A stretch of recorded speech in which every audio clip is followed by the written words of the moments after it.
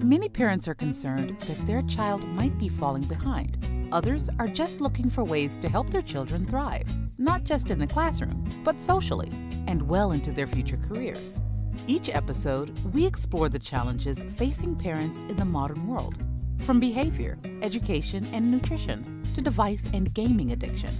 We interview a range of leaders in the area of childhood development to help you successfully navigate parenting in the digital age.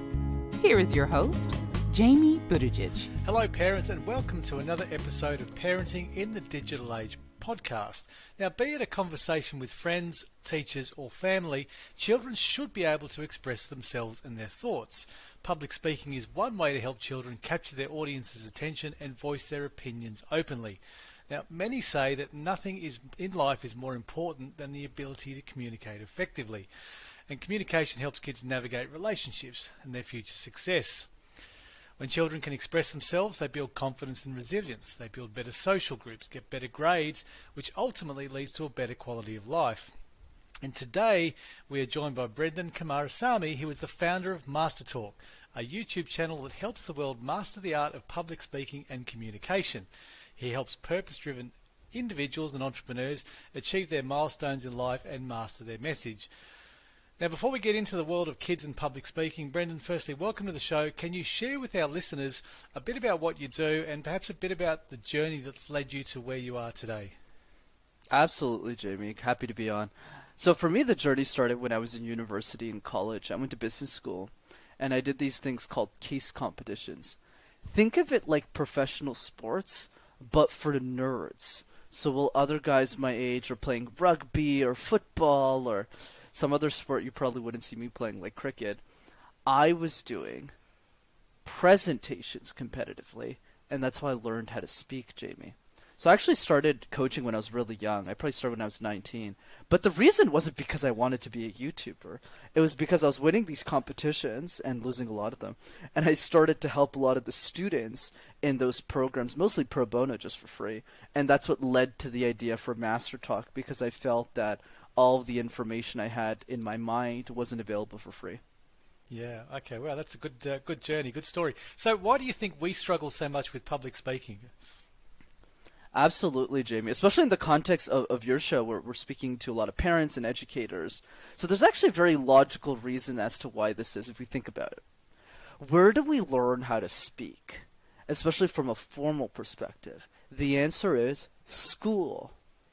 But the problem, Jamie, whether it's in high school, elementary school, whether you're in the Sydney education system, you're in the Montreal one, or really any education system, all of those presentations have three key problems. Number one, they're all mandatory. We don't wake up one morning and say, "Hey, Jamie, do you want to get breakfast and present all day?" Nobody says that. So that's problem number one. Problem number two, Jamie, is that they're all different. All the presentations are different. So you never get to pick what you're passionate about. It's never, what do you care about? What do you love? Do you like skills? Do you like samurais? No, it's, you got to talk about Shakespearean poetry. And then after, you got to talk about the history of Melbourne. You're like, do I even live in Melbourne? And then you have to talk about all these random topics. And number three is all of those presentations are tied to a punishment, which is crazy if you think about it. If you don't do a great job, you actually lose 20% of your grade in the education system. So what's the punchline? We grow up believing, Jamie, that communication is a chore and nobody wants to get better at doing the dishes. Wow, that's an insightful look at that. So why should parents then encourage their kids to speak in public? Absolutely, Jamie. In my opinion, I think the reason it's so important is because communication is the most important skill in any person's development. Not because of business or necessarily because of their career, that's a big part of it, but really just their life. You know, communication is every moment of every day. It's the way that we talk to our families. It's the way that we order food at a restaurant, the way that we make friends when we travel. It's every moment of our life. So knowing how to effectively communicate will really help our children get the advantage and the start they need, especially in an era today where a lot of us aren't practicing communication nearly as much as we used to. Quick example, 20 years ago, maybe not for kids when you get older, if you wanted to ask somebody on a date, you got to just ask them. But now you have optionality. You can text people. You can use apps. So we opt out of the communication. Yeah, that's a challenge in and of itself. So, a lot of kids have this inherent fear of public speaking, for some of the reasons you even just mentioned earlier. So how could I, as a parent, I've got 4 kids, how can I help my kids? Wow. Yeah, I'm actually a grandfather too, believe that or not. Really? I am indeed, Brenden. I am indeed very proud. Zoe is 8 months old, and I'm getting to do it all over again, which is fantastic. So this is an important question for young Zoe as well. So how can I help her manage the fear of public speaking or speaking in public? It's funny, Jay, because you're talking and I'm thinking in my head, is this guy like 30 years old? That's what I was thinking. I was like, I guess you're not 30. That was my instinct. So yes, absolutely. What do we do about this? So going back to the education system, the reason children grow up, and all of us, Frank, because we all used to be kids, is because all of the memories that are associated to communication are negative. So if you think back to your past, every presentation you give, you don't look at it with a nostalgic feeling, oh, I remember this presentation I gave in history class. Whereas, especially with boys, sports is something we look up favorably as kids because we don't really get punished for it. It's something we choose to do. So we grow up watching sports our whole life. So now what do? I actually have a simple strategy that is very good for you, Jamie. It'll save you a lot of money, especially since you got 4 kids. All you have to do is super simple. There's a few things. But number one, whenever your kid asks you for something, hey, Dad, could I have a chocolate bar all the way to the hardest ask, like a car or a pet? All you have to do... A pair of Nike shoes. Yeah. So all you have to do is you go back to the kid. Because I always advise my clients who are parents as well to never say no. So instead what you want to do is you say yes and. So you say, sure, I'll consider it, but you need to prepare a 5-minute presentation with slides. So what will happen, and I literally forced the parents to do this, 80% of the time the kid will give up, which is perfect for you because you just saved a boatload of money, but you'll be surprised the other 20% they'll actually make the presentation. Yeah, and I guess then you find those things that they're most passionate about, right? That's a fantastic idea. I'm definitely going to use that. And it's funny you mentioned that sort of presentation thing. In our learning centres, we run these YouTube camps during holidays. And, kids often come in a bit introverted. And when we ask them to video themselves talking about something they're passionate about, we start to see this shift or this change. And, so that was a kind of an accidental side effect. But would you recommend kids, I don't know, making videos as if for YouTube in order to prepare for public speaking? Would that be helpful? I think that's a great strategy, and love the work that you're doing, by the way, Jamie. The thing I'll add is I think it's a great strategy if it's working, but let me add why it works. So the reason it works with kids is because the number one career path right now that kids want to become is actually a YouTuber, funny enough. So because of that, what we're forgetting to do as adults that works really well that we're not doing with our children is tying incentives. The world runs on incentives. If we have a win-win relationship, whether it's in business, whether it's in life, in a partnership, it'll work. Same thing with kids. So if you go up to kids and you say, what do you want to be a YouTuber? Almost every kid will go, yes. So all you have to do is tie in the YouTube incentive with being a great communicator. Well, Mr. Beast's a great communicator. PewDiePie's a great communicator. So if you want to be like them or X creator there, and that's what pushes them to actually want to practice. Fantastic. I love it. Is there an ideal age to start our kids public speaking? The youngest I've coached in my career, I only coach my clients' kid, like a small thing, so I can learn from them, is 5. So I think you could do as young as 3, honestly. You just take a baby step. So maybe when they're 3, you don't have them make 5-minute presentation to defend what they want, but you could do something simple like the random word exercise, which is essentially an exercise where you give somebody a word, like a random word, tissue box, and the kid has to create a presentation out of thin air. And by the way, this is just as effective for adults. So what I would recommend parents do, that I force people to do as well, is in the car when they're picking up their kids, instead of playing music, just throw random words at each other or during dinner. Okay, I like that. It's a good practical exercise that our parents can take away and use. Now, I've got another question here which I'd like to ask, and that's around this COVID disruptions and kids doing a lot of online learning. How can kids present themselves better online? It's tough. I think the more important question, Jamie, is how do you get educators to keep kids entertained during these Zoom calls? Because I think that's the big problem, is the kids are so distracted with everything going on. They want to move, they want to do other things. So here's what I would say. And these are the tips I applied that I learned through trial and fire, because kids were the hardest people I've ever coached in my life. And that's why I did it, so I could learn. So I'm happy to share my findings with the group. So let me start the first thing. The first piece is I like to do something counterintuitive that educators can copy, Jamie, which is simply this. Have the kid take ownership by giving other people feedback on their presentations and make them the teacher. So what happens... So let's say like there's a class of 8 to 10 kids, especially in the context of presentations. The best way to get them to present more effectively is to hold them accountable to presenting other kids effectively. So I'll say something like this. Okay, Carol, what feedback do you have for John? So then Carol might not be a coach. Obviously, these kids are like 5 years old. But just the fact that they're thinking, they're going to say something, and they're immediately going to apply this to themselves. And that's really the best way to get them to present online. If there were adults, I would give very different feedback, like very specific things. Okay, look at the camera, eye contact. That doesn't work on kids. You just gotta get them talking. That's killer. That's a really great one. Now, are there any? Yeah. We talked about how we encourage kids in the public speaking parts, but are there any specific tools or exercises that maybe I could use too, but that kids could use in order to practice communication? Because I was watching one of your videos earlier, and you know, there's not often a goal. Like, I want to speak in public, and this is my goal, right? It's not really. It's hard to give that context, right? So it's this process of practicing over and over again. So maybe you could share a few exercises, if you wouldn't mind, so that parents could help their kids practice public speaking or communication. Absolutely, Jamie. I agree, right? With kids, it's harder to find that incentive besides, a little bit of money or buying them a toy or something. So it's not as specific as like with an executive, as an example, or an adult. So here would be the advice. Let's start with the simple things that we already talked about. So let's recap. For sure, random word exercises. They work like a charm. Just that alone will immediately get them results. Having them speak on and defending what they actually want. So if they want a dog, they have to create a presentation. If you want this, and then you can have them go back and forth with you. That's a great way to practice communication as well. Let me give you a few other ones.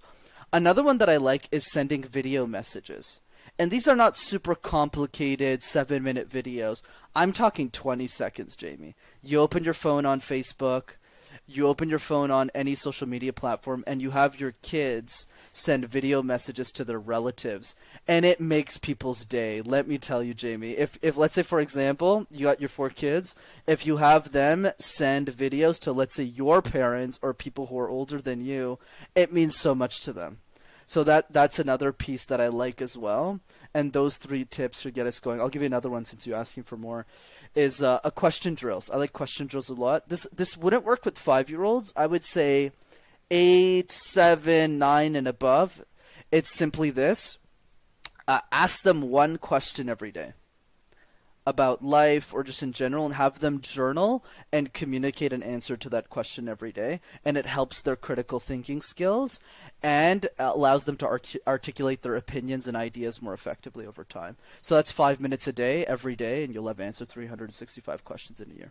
Yeah, the power of questions, right? Maybe a selfish question from my point of view. I'm an introvert, right? And I'm terrible at a room full of new people. Whilst I do presentations, I don't enjoy doing presentations. So any advice on how we could communicate better, or how to communicate as an introvert? Absolutely. So let me draw. Normally I don't draw this nuance, but for this podcast I'll do it because of the context of the show. So the nuance I'll draw is when somebody's 5, 6, 7 years old, they actually don't even know the difference between an introvert and extrovert. So there's a way to bypass this really quickly, which is to just inject belief into them. So I'll give you an example of what I mean. Let's say Sally's 8 years old, and she comes up to me and she goes, how do I speak more effectively? And she asks me that question. I say something very different, which I encourage people to do with their kids. I just go up to her and I say, Sally, I have a secret. And if I tell you this secret on how to get better, do you promise not to tell anybody? So then Sally gets excited, and then she goes, what's the secret? And I just look at her and I say, share your beautiful smile with the world you're presenting. I guarantee you, people will love you when you present. And then her face gets really red, and then she presents and gets the result. Because all kids need is an injection of belief. And that's 100% lacking in the education system. Because every I don't want to emphasize too much, but I honestly think this. Every presentation seems like someone's pointing a gun towards our kid. Like, it's crazy. Like, it's nuts. Like, you're presenting, you're super scared. You're in front of this thing. Your classmates who are also really scared about being on stage, and it's not fun. So we need to get rid of that stigma by just injecting belief. In terms of adults, though, let me draw the more mature answer, which is there's 3 advantages that introverts have, Jamie, that they actually aren't even aware of as communicators. So number 1 is they're exceptional listeners, like the way you're listening to me right now. Because introverts speak less on average, they'll listen more effectively and adapt the message. Unlike me, because I'm a chatterbox, that's why I'm a guest. I'm an extrovert, as they say. So that's number 1. Number 2 is that introverts, Jamie, are a lot better at pausing than extroverts. Pausing is the most important tool in communication, where we pause to take a beat, to emphasize a message. Introverts manage this so easily because they speak less on average. They're comfortable with the silence already because they don't talk that much. So it's easy for them to implement. Me, not so much. I always want to fill up space at a bar. So that's 2. And then the last one is accessibility. Accessibility just means this, Jamie. Let's say we take Gary Vaynerchuk. I'm a big fan of his work, massive social media following. He's an extroverted speaker, which means you either like the guy or you don't. There's no in-between with Gary. You either say I love him or you say, get this guy away from me. But Brene Brown, you never say that. You always say I love Brene Brown. Nobody says I hate Brene Brown, or else you go to jail. And that's the benefit of being an introvert. Yeah, that's some good context there. Thanks, Brenden. Now, any books you'd recommend, whether for adults or for kids? Anything you can point? Can you point us in the direction there? Yeah, absolutely. I would need to think more about kids-specific books for communication, but the one that I usually recommend is Thirst by Scott Harrison. Scott Harrison is the CEO of Charity Water. It's a nonprofit he started to help people gain access to clean water. But the reason I mentioned Scott's work in the context of our conversation is because the guy's a master storyteller. He has implemented a lot of the strategies we talked about today in the way that he built the brand, and I think it's a really inspiring story for all of us on how someone used communication and storytelling to raise hundreds of millions of dollars. Yeah, absolutely. Before we start rounding this off, is there anything that you wish I had asked that I haven't asked yet? I wouldn't say a question. I would say, because we covered the education system, it's more of a tip that I think is important to share, so I'm glad you asked. Here's a question none of us ask ourselves in communication, Jamie. Because the biggest problem at the end of the day is the energy we have around the skill. It's because whenever we think communication, we think negativity. We think stress. We think anxiety. Whereas my version of that is a different way of approaching it, which is simply this. How would your life change if you were an exceptional communicator? How would the world change if you were an exceptional communicator? Communication is so much more than getting a promotion at work, though I don't think any 7-year-old is going to get a promotion anytime soon, or really giving a presentation at school. It's the way we talk to our families. It's the way that we raise our children. It's the way that we lead a more fulfilling life. And once we focus on those positives, we can enter the discussion of communication with the positivity that it deserves, because communication improves the quality of our life. If we don't smile to our little granddaughter and we're frowning all the time we're hanging out with Zoe, that's not going to work. We got to smile so that she feels loved, cared, and understood, and that's really how communication gets applied across the board. Yeah, absolutely. So, look, so much to unpack in this conversation. Here's one we do like to ask all of our guests, a bit of a hypothetical. If we had a time machine and we could travel back to when Brenden was 10 years old, what piece of advice would you give yourself? Yeah, my piece of advice would be a little bit deeper, Jamie. I would say, Tony Robbins says always, my friend, that the quality of your life is solely determined by the quality of the questions that you dare ask yourself about life. My version of Tony's quote is, I dare all of you listening to this podcast to ask one hard question about life every single day. Even if for my 10-year-old self, I would have had him do that, because 10 is still old enough for me. And I would say every single day for 30 days, just ask difficult questions. Like, if you had all the money in the world, what would you do with your time? Or what's one dream or goal that you secretly gave up on and told nobody about?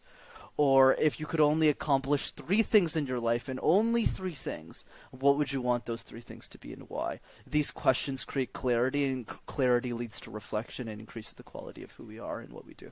That's sensational. The quality of the questions determine the quality of your outcomes. That needs to be a book. That questions. You need to write that book. First of all, I think you need to write a book on public speaking for kids. Because your YouTube channel is killer, and we're going to send parents there in just a second.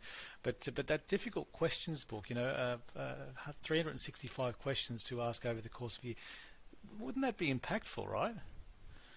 Absolutely, it's definitely in the plans. Maybe towards the end of my life, I'm going to write that book. But communication for now. We can't wait that long, Brenden. We can't wait that long.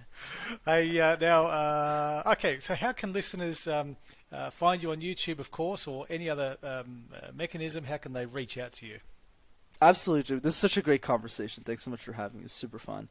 So 2 ways to keep in touch. The first one's definitely the YouTube channel. I specifically created that for people who can't afford a coach. So please feel free to check that out. It's MasterTalk in one word. A lot of kids around the world watch my videos, and I try and keep the languaging simple so it's accessible to everyone. And the second way to keep in touch is rockstarcommunicator.com. I do a free workshop over Zoom on communication that everyone's invited to. You don't have to be an executive. You could be a 7-year-old kid and join that call. And it's just me coaching people for 90 minutes. That is fantastic. It's extremely generous. Now, Brenden, thank you for your time, your generosity, and your wisdom today. I know that many parents will get tips and tools that will change their life out of today's conversation. So thanks again for your generosity, and I hope we cross paths again soon. Likewise, Jamie, and thanks for the work that you're doing. You're welcome. All the best. If you enjoyed the show, please connect with Jamie on LinkedIn or Instagram. You'll find links in the podcast description. Parenting in the Digital Age is sponsored by Skill Samurai, Coding and STEM Academy for Kids. Skill Samurai offers after-school coding classes and holiday programs to help kids thrive academically and socially while preparing them for the careers of the future. Visit skillsamurai.com.au.